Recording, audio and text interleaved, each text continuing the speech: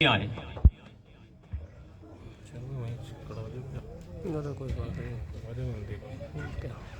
धन्यवाद संचालन महोदय। भैंसराऊ गांव में जन संवाद कार्यक्रम में पधारे हमारे मुख्य अतिथि एक ऐसा व्यक्तित्व जिसको उत्तराखंड की सीमाओं में नहीं बांधा जा सकता, एक ऐसा नेता जिसको हम ये समझ सकते हैं कि ये पूरे देश का नेता है। मुख्यमंत्री उत्तराखंड का कोई भी हो, लेकिन जब उत्तराखंड की बात आती है तो जहन में एक नेता गूंजता है, उसका नाम हरीश रावत है। हमारे पूर्व मुख्यमंत्री हरीश रावत जी, जिन्होंने ना जाने कितने पदों को सुशोभित किया है, मैं आपका बहुत बहुत स्वागत करता हूं। साथ में पूर्व राज्य मंत्री उत्तराखंड सरकार के सुशील राठी जी, जो उनके सहयोगी हैं, उनका भी मैं बहुत बहुत स्वागत करता हूं।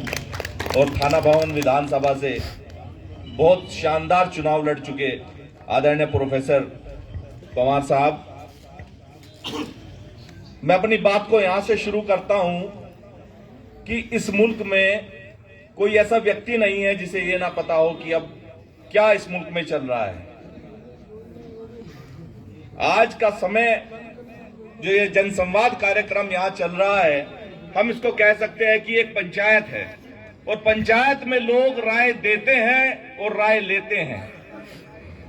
ये यकीन जानिए, जो राय देना और लेना नहीं जानता, उनके ऊपर जालिमों की राय मुसल्लत हो जाया करती है, जो उनकी बर्बादी का सबब बनती है। आप अपनी राय देना और लेना सीखिए।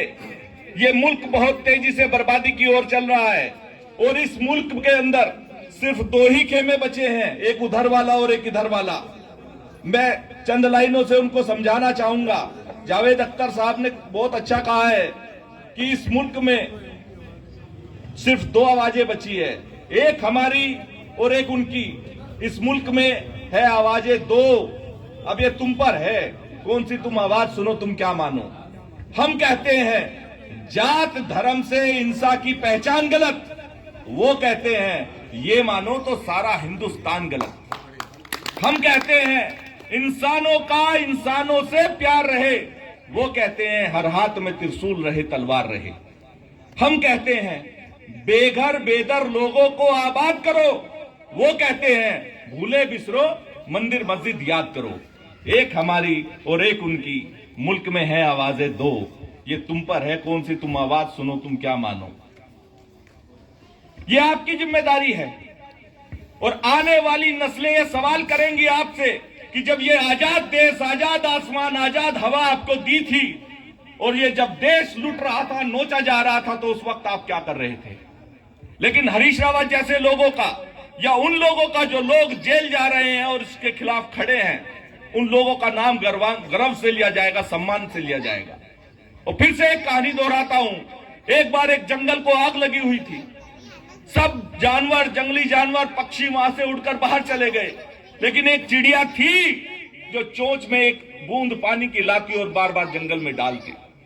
किसी ने चिड़िया से कहा, है चिड़िया, क्या तेरी एक चोंच में जो आई बूंद है पानी की, उससे जंगल की आग बुझ जाएगी।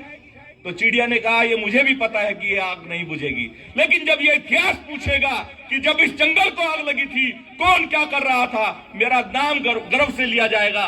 सब लोग कहेंगे कि मैं तमाशबीन बनकर इस जंगल को उजड़ता हुआ नहीं देख रही थी, बल्कि मैं बुझाने का प्रयास कर रही थी। तो आपकी आने वाली नस्लें सवाल करेगी, ये बड़ी जिम्मेदारी है। आप लोगों से पूछा जाएगा, आपकी नस्लें इतिहास से सवाल करेंगी कि तुम्हारे बड़े उस समय किस खेमे में थे जब इस देश को लूटा जा रहा था। तो आपको मैं ये कहना चाहता हूं कि अगर आप जिंदा हो तो जिंदा नजर आना जरूरी है। तो साथ आइए, और इस खेमे में जहां हरीश रावत अपनी आवाज बुलंद करते हैं, मैंने पहले ही कहा है, ये सिर्फ उत्तराखंड के नेता नहीं है, बल्कि पूरे देश के नेता है, और इनकी आवाज में आवाज मिलाइए, इन्हें मजबूत कीजिए।